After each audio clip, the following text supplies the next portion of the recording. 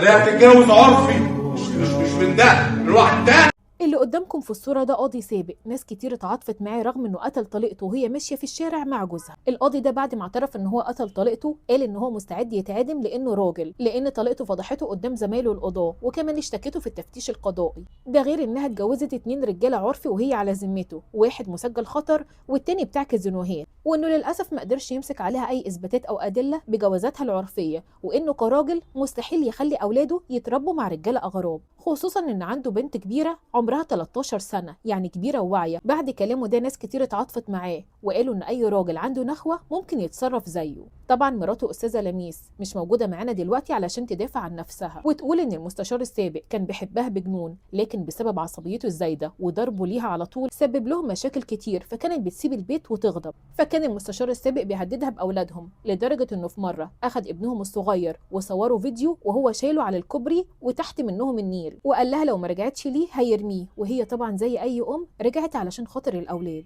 وفي مرة تانية وهم الكل راكبين العربية مع بعض وبسبب عصبيته اتنرفز عليهم في مرة ودخل بيهم في شجرة. دايما كان بيهددها ان هو هيتخلص منها، لكن هي ما توقعتش انه ممكن يعمل كده، لا يأذيها ولا يأذي الاولاد.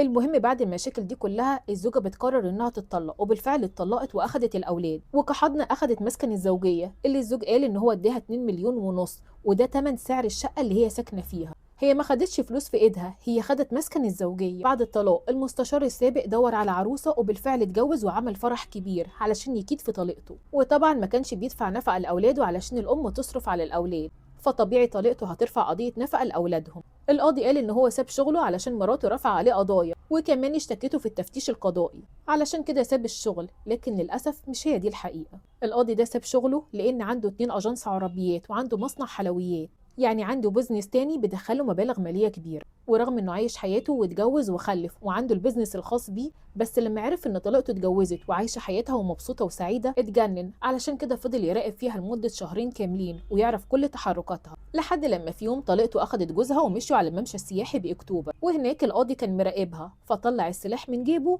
وضربها بالرصاص وسط الشارع والناس. والسؤال هنا القاضي السابق بكل علاقاته ما قدرش يثبت ان طليقته متجوزة عرفي عليه ازاي ما قدرش ياخد اولاده بالقانون ولا يثبت ان طليقته دي ست سيئة السمعة. القاضي بيشوه صورة طليقته بعد ما خلص عليها لان النفس عزيزة، وهو عارف ان حبل عشماوي هيلتف حوالين رقبته، فطبيعي هيتكلم ويدافع عن نفسه علشان يغير عقيدة القاضي اللي هيحكم عليه ان هو وقتها كان مضغوط نفسيا وخسر شغله وخسر حياته بسبب طليقته. لكن الجريمة هنا مع سبق الاصرار والترصد والتجهيز المسبق، يعني عقوبتها الاعدام، لكن في الاول